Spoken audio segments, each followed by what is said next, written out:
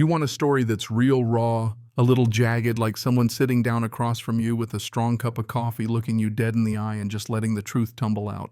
All right, here goes. You ever had someone tell you with a straight face that you don't own your own driveway? That's how my week started. I mean, imagine that. You're standing there on your own land, the same dirt you've known since you were a kid, and some woman with a clipboard tells you that you need her permission to go home. No, really, she meant it. She had a suit on, a lock on the gate, and that voice, God, you know, the voice that sounds like she's about to offer you a cookie and slap you in the face at the same time. I didn't shout, didn't argue. I just pulled out my phone and started recording because I've learned when someone tries to box you in, it's not your fists they're scared of, it's proof. But let me back up a second because you need to know how I ended up here. 3 weeks before all that, I was just driving up that old road, the one with ruts so deep you can feel your teeth rattle if you take it too fast. I thought I was coming home. Turns out I was driving straight into a cage. There was no gate when I left, I swear to you. That road was just dirt and gravel, 2 tracks winding through the trees. Now suddenly fresh metal. Brand new. Bright in the afternoon sun. And big blue letters staring me down. Private property. No trespassing. Meadowbrook HOA. I parked the truck, just sat there with the engine humming, hands on the wheel. You ever get that feeling like the world shifted and no one told you? Yeah, that. I could see my house right there. 2 stories, old paint peeling on the shutters, still felt like home. But everything around it gone. Where there used to be fields and wildflowers, there's nothing but rows of identical houses all lined up like soldiers. Perfect lawns, fake little ponds, and apparently a brand new homeowners association that thought they could rewrite history. So I did what I always do when something feels wrong. I started collecting evidence. Photos of the gate, the lock, the concrete. They poured without asking me, every little thing. It was quiet, just me and the wind and the cold smell of metal. I didn't touch the gate. Didn't so much as brush it. Just took my pictures, kept my hands steady even though my heart wasn't. Mailbox was next. Same rusty box that's always been there. I open it, 1 envelope inside, no stamp. My name written in block letters like I'm back in 2nd grade. I rip it open. Thick paper. Expensive. That HOA letterhead at the top like it means something. Notice of mandatory HOA membership. Suddenly my land is within the jurisdiction of this Meadowbrook group. They're claiming I owe 3 years of back dues, 15 grand if you can believe it. Oh, and I'm required at an emergency board meeting. There's a warning at the bottom too, like some afterthought, failure to comply will result in restricted access and legal action. Signed, Margot Sutherland, HOA President. I'd never met her. Math didn't add up either. 3 years of back dues, but the HOA only existed for 3 years. It was like they just drew a circle on the map one day and decided everything inside belonged to them, including me. I folded that letter, stuck it in my pocket. My hands were calm, which was weird. I figured the time for yelling would come later. Drove straight to the county clerk's office. Lady behind the counter printed off my deed, 3 pages. My grandfather's name on the first. The second, property boundaries, 2 hectares exactly. The third, right-of-way access, recorded, notarized, legal since 1972. Spread those papers out on my kitchen table. Turned on my laptop, started digging into Meadowbrook HOA. Their website. All smiles and happy families, photos of subdivision picnics, and a mission statement about community values. I found the bylaws. 20 pages of them. Lawn height, paint colors, no RVs in the driveway, and then this little line: any property within HOA boundary that uses shared roads must comply with HOA rules and fees. That was their game. Pretend my road was shared, pretend their rules applied to me. So I made a list. I do that when things get complicated. When was the HOA formed? What's their real boundary? Was my land ever actually included? Who gave them the right to put up that gate? I underlined that one twice, because you can't just block a legal easement. Not without a court order, not without warning. Sun was setting. I stood at the window and looked at that gate, black against the orange sky. I thought about calling the sheriff or a lawyer, but I waited. I needed to know exactly what I was up against, and if you've ever fought something like this, you know you have to have every little thing lined up before you make a move. That night, headlights swept the driveway. Black SUV, tinted windows. Stopped at the gate, sat for 30 seconds, then left. Didn't see the driver. But that's when the hairs on the back of my neck stood up. That prickly feeling like you're not alone. I set my phone to record video, propped it on the window. If they wanted to play, I'd play. Saturday morning, 3 sharp knocks. I was up, hadn't slept much. The deed was on the table, my notes beside it. 3 people on my porch. Margot Sutherland in a suit sharp enough to cut glass, a guy in his 60s nervous, and a young woman with a clipboard. Margot goes right in. "Mr. Aldridge, we need to discuss your property's compliance issues." She had the tone of someone who's never been told no. I didn't invite them in. I just said what I had to. I have a deed from '72. My easement predates you by 50 years. Her smile didn't break. "We need to clarify. Your land's now within our jurisdiction. Area was rezoned last year." She said it like it was a fact. But rezoning doesn't erase a deed. It doesn't void an easement. I started recording. She tensed. "This is a friendly visit." "Sure."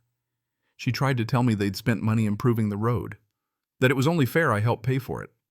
I let her finish, then asked for proof, the paperwork, the consent, the county approval. She dodged. Said, "We'll discuss at Monday's meeting." There it was, the threat hidden behind a smile. I asked her to cite a law. She fired back, Statute 47B, she said. I wrote it down, looked it up later. Didn't exist. She lied. On camera. I documented it all. Called the county clerk. Left a message about the boundaries. Spent the day mapping my property, checking records. My land wasn't inside their lines. Online map showed their boundary ending half a mile before mine. This wasn't a mistake, it was a bluff. Sunday morning, the SUV was back. Parked for 2 hours watching. I set up more cameras. Then another letter. Final notice. Threatening a legal injunction if I didn't show up at their meeting. I smiled this time. Because desperate people escalate. Desperate people make mistakes. Monday, I decided to test the waters. Walked to the gate. They'd added razor wire overnight. This was more than a fence now, it was a warning. Margot showed up in her Mercedes. Said she couldn't let me out until I paid up. Told me it wasn't personal, just policy. I didn't respond. Just went back inside, started making calls, sheriff, county attorney. Both told me to get a lawyer. The system grinds slow, you know. Meanwhile, I'm trapped. I spent the day surveying the property, taking photos, building a record. By noon, I had everything I needed, time-stamped, mapped, documented. At 2 p.m., work trucks arrived, Meadowbrook Property Services. They started building a bigger fence. I filmed. Margot showed up, handed me a permit. Address was wrong, listed as HOA, common area, not my easement. That night, I wrote emails to everyone who might listen, county attorney, state attorney general, local paper. Attached every piece of proof. By the time I tried to leave again, they had a guard in a little shack.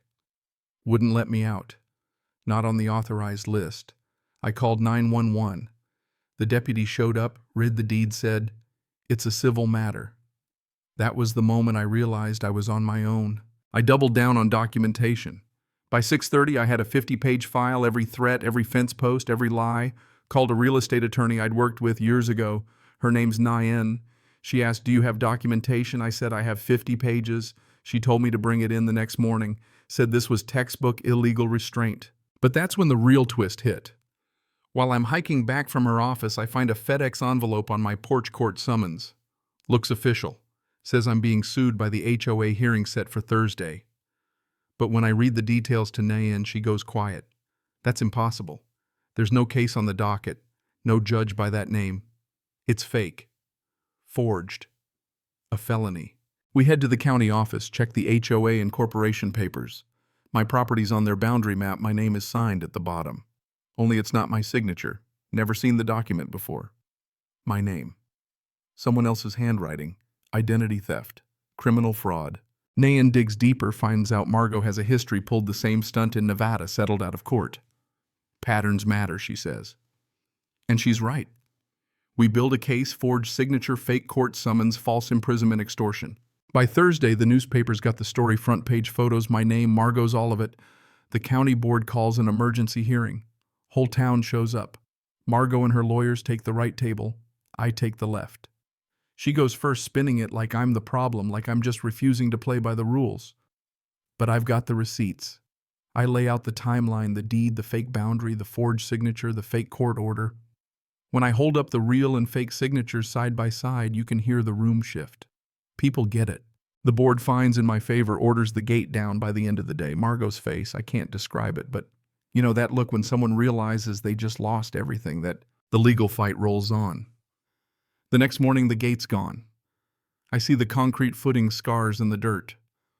The road is open, but I don't drive out just yet. Still have to finish what I started. The injunction hearing is swift. The judge, old school sharp, looks at my paperwork, looks at Margot. He doesn't buy the clerical error story, not for a second. He grants my injunction, bars the HOA from touching my property, awards damages $45,000 to me, $25,000 to the county. Refers Margot for criminal prosecution, suspends her law license. That's the moment right there when justice feels real. Not like in the movies, no applause, no dramatic music.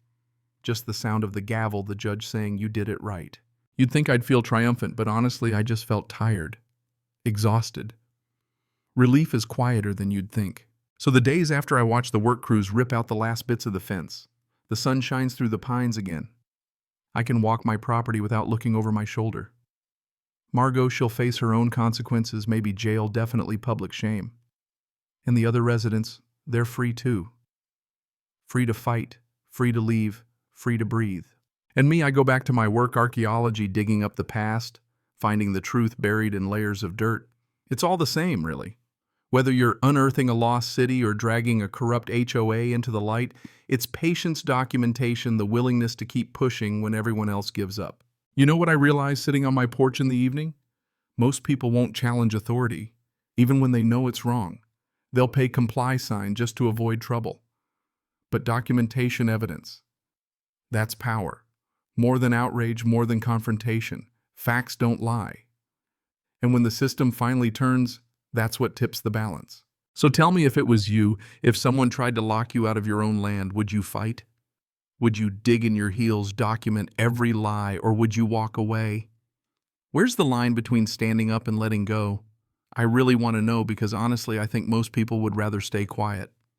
Maybe I would have too, if not for that one moment, that one locked gate that pushed me too far. What would you have done? Let's talk about it. Have you ever stared down someone who thought the rules didn't apply to them? Did you ever win? Or did you walk away just to keep the peace? Share your story. I'm listening.